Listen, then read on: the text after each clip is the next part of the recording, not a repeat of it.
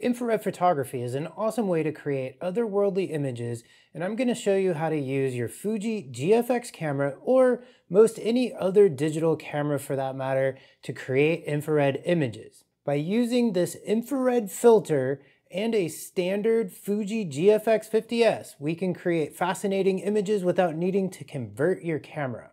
Infrared photography literally allows us to see a different light spectrum other than the visible light spectrum we are used to. NASA created IR film in the 1960s for space missions, and it was quickly adopted by fine art photographers as a way of making unique photographs. Today we can use our digital Fuji GFX digital cameras and an IR filter to create infrared images. Then we can take those images and show them as black and white or colorize them in a variety of different ways.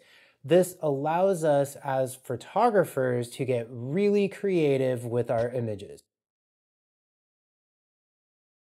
Using the filter is mostly straightforward, but there are a few things to know to get the best results. First, the best time to shoot infrared is in bright sunlight. Actually, the more sunlight, the better. Second, foliage turns a mystic white color with IR, so it is usually good to make sure there are trees, bushes, anything with leaves in your composition. Next, the filter will really slow down your shutter speeds, so you will need to use a tripod. If you don't, you will have blurry images. Lastly, I purchased a large 82mm filter so I could use it on any lenses by using step-down rings. This allows you to have a single filter that will work with any lens that's 82mm and smaller that you might have in your bag that day. When you download and review your images, don't get concerned that you did something wrong. They will be red, hence infrared. The quick way to correct this is by adjusting the white point to the foliage. From there, you can simply convert to black and white and edit to your liking or colorize the images. If you want to see a future video on colorizing IR images, let me know by leaving a comment below. One quick editing tip, IR images always need a little contrast added to them. Having an IR filter is almost like having two cameras in one in your bag all the time.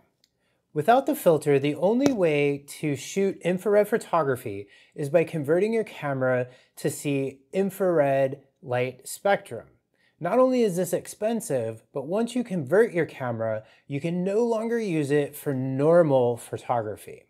The filter allows you to be out shooting images, and when the light gets harsh, you just pull out the IR filter, and now you're still shooting images.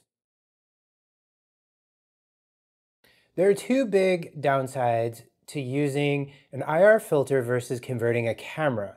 They are the reason why some people who shoot a lot of IR ultimately convert a camera. First, remember I mentioned a tripod for long exposures? Exposures can be really long.